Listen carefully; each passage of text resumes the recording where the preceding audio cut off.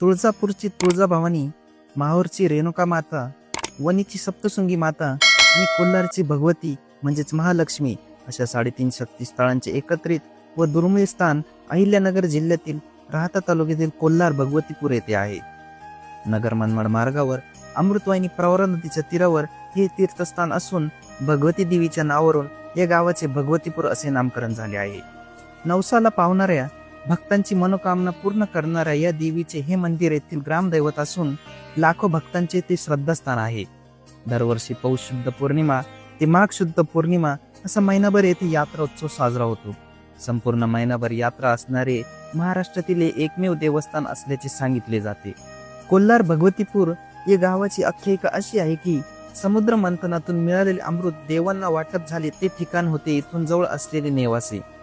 या अमृत वाटपावरून देव व दानव यांच्यामध्ये कोलाहल माजला. यावरून कोल्हाहळ या शब्दाचा अपभ्रंश होऊन कोल्हार असे नाव पडले. तो कोलाहल शमवण्यासाठी शंकरांनी प्रकट होऊन श्री भगवती देवीची स्थापना केली. सर्व राक्षसांचा वध केल्यानंतर विसावा घेण्यासाठी भगवती देवी आज जेथे मंदिर आहे तेथे थांबली.